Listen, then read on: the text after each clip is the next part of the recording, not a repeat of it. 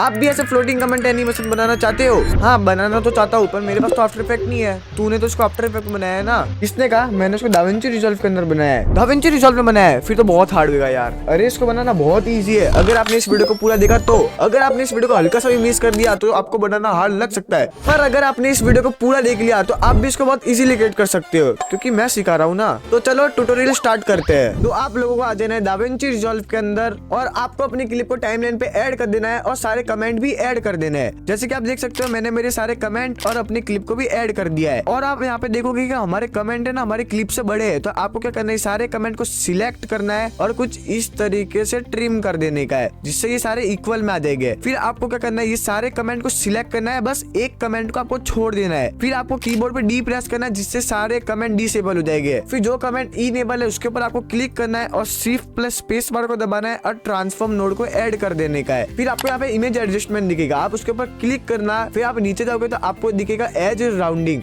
आप उसको बढ़ाओगे तो आप देखोगे आपके कमेंट भी ना राउंड शेप में हो रहे हैं। तो हम हल्का सा उसको राउंड कर देते हैं और आपको अपने सारे कमेंट पे भी ऐसा कर देना है। तो आप सारे कमेंट पे ऐसा करने तो बैठोगे नहीं, तो आपको इस वाले कमेंट को कंट्रोल सी से कॉपी कर लेना है और आपको सारे कमेंट को सिलेक्ट करना है और इनेबल कर देना है डी दबा के। फिर आपको वापस से सारे कमेंट को सिलेक्ट करना है और अल्ट वी दबा देना है, जिससे आपके सामने ये खुल जाएगा। और आपको यहाँ पे कंफर्म कर देना है किसी प्लगइन के अलावा और यहाँ पे किसी के ऊपर भी टिक ना हो। फिर आपको अप्लाई पे क्लिक कर देना है, जिससे आपके सारे कमेंट एक ही बार में राउंड हो जाएंगे। फिर आपको अपनी क्लिप और सारे कमेंट को सिलेक्ट करना है और न्यू फ्यूजन क्लिप में कन्वर्ट कर देने का है। फिर आपको आ जाना है फ्यूजन पेज के अंदर और आपके सामने कुछ ऐसा दिखेगा। भाई आप तो बोल रहे थे ये तो इजी है भाई, ये क्या खुल गया हमारे सामने? अरे डरने की जरूरत नहीं है। आप क्या करना है, आपको ये सारे मर्ज को है ना डिलीट कर देने का है और आपको ये बैकग्राउंड दिख रहेगा उसको भी आपको डिलीट कर देने का है। और यहाँ पे आपको एक मीडिया वन नाम का नोट दिख रहेगा, तो आपको उसको ड्रैग करके एकदम नीचे ला लेने का है। फिर आपको मीडिया इन वन को सिलेक्ट करना है और आपको इमेज प्लेन 3D, मर्ज 3D, कैमरा 3D और रेंडर 3D को कनेक्ट कर देने का है। फिर आपको रेंडर 3D के आउटपुट को मीडिया आउटपुट बन के कनेक्ट कर लेना है। फिर आपको ये मर्ज दिख रहा है, इसके ऊपर आपको यहाँ पे ये दो डॉट दिखेंगे, आपको इस वाले डॉट के ऊपर क्लिक कर देना है, जिससे आपके सामने ये वाला कुछ इंटरफेस खुल जाएगा। तो आप देखोगे कि भाई आपकी क्लिप तो यहाँ पे दिख ही नहीं रही है, तो आपको क्या करना है, ये जो ब्लू लाइन दिख रही है इसको पकड़ के खींचना है, तो आप देखोगे कि आपकी भी क्लिप दिखने लग जाएगी। अब फिर आपको जो ये ग्रीन एरो दिख रहा है, अगर आप इसको ऊपर करोगे तो आपकी क्लिप नीचे हो जाएगी और नीचे करोगे तो आपकी क्लिप ऊपर हो जाएगी। और आपको ये रेड एरो दिख रहा है, अगर आप इसको बाजू खींचोगे तो वो बाजू चली जाएगी और ऐसे खींचोगे तो ऐसे चली जाएगी। फिर आपको ये ब्लू डॉट से तो आगे पीछे कैमरा होता है, तो आपको अपनी क्लिप को फ्रेम के अंदर अच्छे से एडजस्ट कर लेना है। तो मैंने मेरी क्लिप को अच्छे से एडजस्ट कर लिया है। फिर आपको चले जाने का है ये मीडिया इनके इमेज प्लान 3D पे,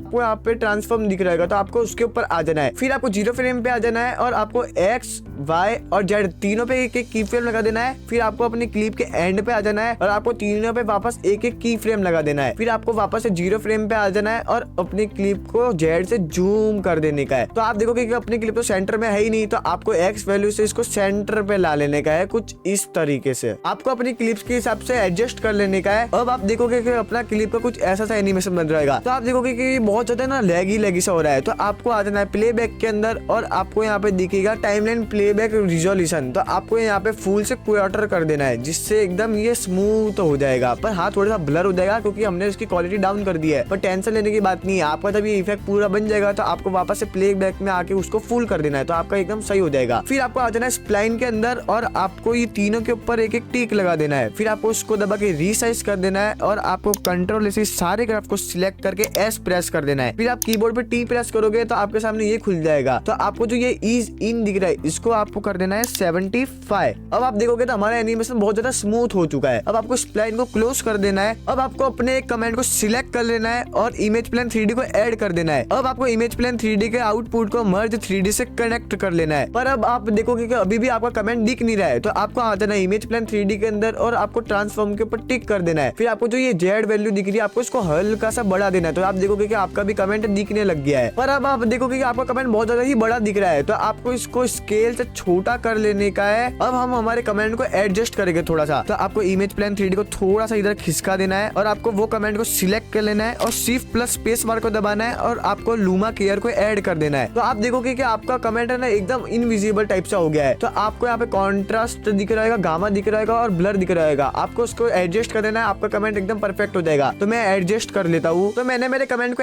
एडजस्ट कर लिया है और आप चाहो तो आप मेरी सेटिंग भी कॉपी कर सकते हो। फिर आपको इन दोनों को सिलेक्ट करना है और हल्का सा और बाजू खिसका देना है। फिर आपको वापस से मीडिया इनको सिलेक्ट करना है और शिफ्ट प्लस स्पेस बार को दबाना है और सॉफ्ट ग्लो सर्च मार लेना है और ऐड कर देना है, जिससे हम हमारे कमेंट को थोड़ा सा ग्लो दे पाए। फिर आपको यहाँ पे कलर स्केल दिख रहेगा, आपको उसके ऊपर क्लिक कर देना है और आपको अपने ग्लो का कलर चेंज करना तो कर लेना, वरना मत करना। तो मैं मेरे ग्लो का थोड़ा सा कलर चेंज कर देता हूँ, मतलब ग्रीनिश टाइप सा हल्का सा कर लेता हूँ, कुछ इतना सा। तो आपको अपने हिसाब से ग्लो को एडजस्ट कर लेना है कि आपको ग्लो ज्यादा रखना है कि कम रखना है, अपने हिसाब से एडजस्ट कर लेना है। तो मैंने मेरे ग्लो को एडजस्ट कर लिया है और आप चाहो तो आप मेरी सेटिंग भी कॉपी कर सकते हो। अब आपको अपने कमेंट को ना अपने स्क्रीन के ऊपर एडजस्ट कर लेना है। तो मैं मेरे लास्ट फ्रेम पे आ चुका हूँ, क्योंकि हमारे 0 फ्रेम पे तो हमारे फेस पे एकदम है, आपको पता नहीं चलेगा कि आपको अपने कमेंट को किधर रखना है। तो मैं मेरे वीडियो के लास्ट फ्रेम पे आ चुका हूँ और आपको इमेज प्लेन 3D को सिलेक्ट कर लेना है और आपको अपने हिसाब से एडजस्ट कर लेना है कि आपको अपने कमेंट को किधर रखना है। तो मैं मेरे हिसाब से अपने कमेंट को एडजस्ट कर लेता हूँ कि मुझे मेरे कमेंट को किधर रखना है। तो मैंने मेरे कमेंट को एडजस्ट कर लिया है। अब आपको क्या करना है, आपको ये तीनों नोड को सिलेक्ट करना है और Ctrl+C से कॉपी कर लेना है। फिर आपको Ctrl+V से पेस्ट करना है और आपको उसको एडजस्ट करके अपने दूसरे कमेंट से ऐड कर देना है। तो आपको ऐसे करके ही अपने सारे कमेंट के ऊपर ये तीनों नोड को पेस्ट कर देने का है। तो मैंने ये तीनों नोड को मेरे सारे कमेंट के ना पेस्ट कर दिया है। अब आपको वही करना है, अपने इमेज प्लेन 3D के आउटपुट को मर्ज 3D से कनेक्ट कर लेना है। तो मैंने सारे इमेज प्लेन 3D को अपने मर्ज 3D से कनेक्ट कर दिया है और आपका भी कुछ फ्यूजन ऐसा दिखना चाहिए। तो अब आप देखोगे कि अपने सारे कमेंट है ना एक ही कमेंट के ऊपर ऊपर ऊपर ऊपर आ गए, क्योंकि हमने ना एक ही इमेज प्लेन 3D को सारे इमेज प्लेन 3D से कनेक्ट किया है। तो अब आपको अपने सारे कमेंट को ना अपने हिसाब से एडजस्ट कर लेना है कि आपको अपने कमेंट को कहाँ पे रखना है। तो मैं मेरे सारे कमेंट को फटाफट से एडजस्ट कर लेता हूँ। तो मैंने मेरे सारे कमेंट को एडजस्ट कर लिया है। अब आपको कुछ ऐसा सा एनिमेशन देखने को मिलेगा।